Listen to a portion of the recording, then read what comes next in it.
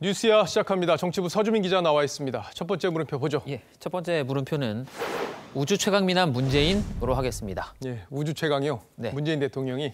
예, 그렇습니다. 지난 5일이죠. 이 전남 신안군에서 열린 해상풍력단지 투자협약식에 이 문 대통령이 참석을 했는데 당시 행사에서 나왔던 표현입니다. 영상으로 먼저 보시죠.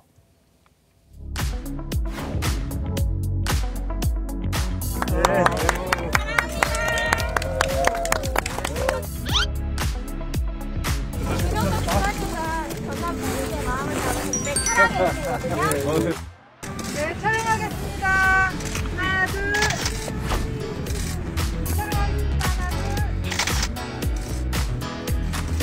하나, 둘. 지금 화면에 보면은 뭐 꽃다발도 주고 플래카드도 들고 있고 이런데 저분들이 이제 공무원들인가요? 예, 그렇습니다. 이 전남도청 직원들입니다. 아, 그래요? 그런데 이 들고 있는 손팻말 이 문구만 보면은 진짜 도청 직원들이 쓴 게 맞나 싶을 정도인데요. 이 몇 개 뽑아봤습니다. 물음표에서 말씀드렸던 이 우주 최강 미남 문재인 외에도 그거 알아요? 저 굴 좋아하는 거, 문재인 얼굴. 그다음에 또 문재인 너는 사슴, 내 마음을 녹용. 문재인 별로, 내 마음의 별로 등의 표현이 쓰였습니다. 이 직원들이 착용한 마스크도 문 대통령 이 팬클럽이 상징색으로 사용하는 파란색이었던 점도 눈에 띕니다. 이 오세훈 전 시장은 북한과 같은 독재 국가에서나 볼 수 있을 법한 낯이 뜨거워지는 찬양이라면서 과잉 의전이라고 비판했습니다. 예, 저도 고개를 잘 못 들겠는데. 예. 자, 하긴 뭐 호남에서는 문 대통령 지지율이 높으니까 도청 직원들도 이제 과해 보이는 의전을 했다 이렇게 볼 수도 있겠는데. 예. 자, 그래도 이제 민주화 사회에서 대통령을 저렇게까지 뭐 이제 떠받드는 모습이잖아요, 일종의. 그런 모습들이 그렇게 좋아 보이진 않을 것 같아요. 그렇습니다. 이 문구를 들고 있던 직원들은 이 내빈들에게 다과 등을 제공하는 업무를 하기 위해서 이 나왔던 직원들이었다고 하는데요. 예. 이 전남도청 측은 이 젊은 직원들이 자발적으로 한 거라고 해명을 했는데 들어보시죠. 젊은 직원들이 요즘 트렌드에 맞게 하신 것 같아요. 자발적으로 대통령 오시니까 환영 인사 차원이지 무슨 그건 아니라고 봅니다. 결국에는 이제 시키지 않았는데 알아서 했다 이런 거네요. 그렇습니다. 물론 제가 통화한 이 도청 관계자도 고위직 인사였기 때문에 실제 젊은 직원들의 속마음도 그랬는지까지는 알 수 없습니다. 예. 다만 지난달 문 대통령이 청와대 전 직원들에게 이 책을 선물했는데 이 바로 행정안전부가 발간한 90년생 공무원이 왔다라는 책이었습니다. 이 3,000명이 넘는 국가직 또 이 지방직 공무원들에 대한 설문조사 내용이 담겨 있는데요.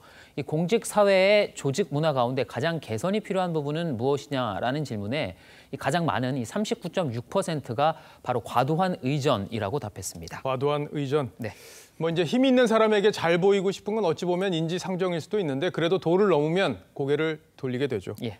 첫 번째 물음표 정리해 보죠. 예, 첫 번째 물음표 우주 최강 미남 문재인의 느낌표는 겸손한 아름다움으로 하겠습니다. 예. 이 꽃말 사전에 나와 있는 동백의 또 다른 꽃말인데요. 이 동백은 한겨울에 이 벌이나 나비의 도움 없이 이 조용히 꽃을 피우는 식물로 알려져 있습니다. 이 과잉 의전에 동원되기에는 좀 어딘지 안 어울립니다. 예, 어떤 꽃이나 어울리겠습니다. 예. 예. 두 번째 물음표로 가보죠. 네, 두 번째 물음표는 김명수와 윤석열 시작은 같았지만으로 하겠습니다. 예, 김명수 대법원장 요즘에 논란이 이제 뜨겁게 달아오르고 있는 그런 상황인데 네. 윤석열 검찰총장과 시작은 같았다. 이게 어떤 내용이죠? 네, 이 두 사람 모두 이번 정부에서 파격적 인사, 그러니까 벼락 출세를 했다는 공통점이 있습니다. 이 윤석열 총장은 고검장을 건너뛰고 총장으로 직행하는 첫 번째 사례였는데 예. 이 김명수 대법원장도 전임자인 양승태 대법원장보다 사법연수원 기수로 무려 13기, 13기 후배입니다. 예. 이 대법관 경험이 없이 대법원장에 지명된 것도 48년 만이었습니다. 윤 총장 임명 뒤에 이 두 사람의 상견례 장면을 영상으로 보시죠.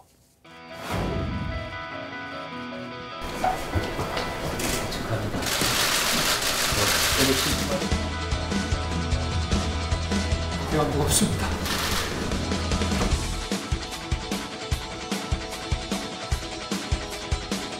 여태까지 해오신 것처럼 법과 원칙에 따라서 일을 하신다면 유리한 결과가 있을 것입니다.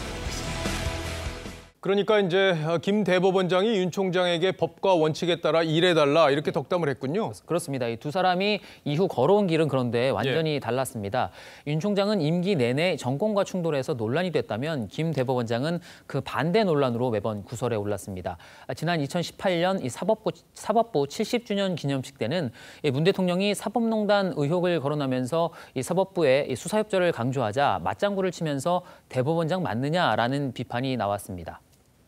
만약 잘못이 있었다면 사법부 스스로 바로잡아야 합니다. 통렬히 반성하고 다시 한번 깊은 사과의 말씀을 드립니다. 자, 근데 저때 여러 가지 이제 조사도 받았고 기소됐던 판사들이 이제 법원에서는 또 무죄를 받고 있지 않습니까? 그런 상황입니다. 예. 특히 최근 임성근 판사가 공개한 녹취에는 김 대법원장 스스로 이 정치적 상황을 살펴야 한다라고 말하는 대목까지 등장합니다. 살아있는 권력을 수사하며 정권과 각을 세웠던 윤 총장과는 비교되는 대목입니다. 나로서는 여러 영향이랄까 그걸 생각해야 되잖아요. 그중에는 정치적인 상황도 살펴야 되고. 굴하지 않고 이렇게 법 집행을 해야 그 살아있는 권력 또한 국민들에게 정당성을 받을 수 있기 때문에 이러다 보니까 이 법원 내부 게시판에도 한 판사는 윤석열 총장 반의 반이라도 닮으라는 댓글이 자꾸 생각난다라는 글을 올리기도 했습니다. 예, 뭐 이번에 김명수 대법원장 처신을 보면서 부끄럽다 이렇게 생각한 국민들도 적지 않을 것 같습니다. 네. 두 번째 물음표도 정리해 보죠. 네, 두 번째 물음표. 김명수와 윤석열 시작은 같았지만의 느낌표는 혼이 날 줄 알았다로 하겠습니다. 예. 이 김 대법원장은 춘천지방법원장 시절 이 대법원장에 지명된 뒤에 이 서울로 상경할 때 관용차가 아니라 이 시외버스를 이용해서 법원 관계자들 좀 당황하게 했다고 하죠. 당시에는 쇼라는 논란도 있었지만 김 대법원장은 이 관용차를 쓰면 혼이 날 줄 알았기 때문이라고 했는데 이 그토록 스스로에게 엄격하고 조심스러웠던 모습과 최근에 공개된 말과 행동 가운데 어느 것이 진짜 모습입니까? 예. 뭐 힘이 있는 권력의 편에 서는 일이 용기가 필요하진 않을 겁니다. 네. 예. 잘 들었습니다. 지금까지 서주민 기자였습니다.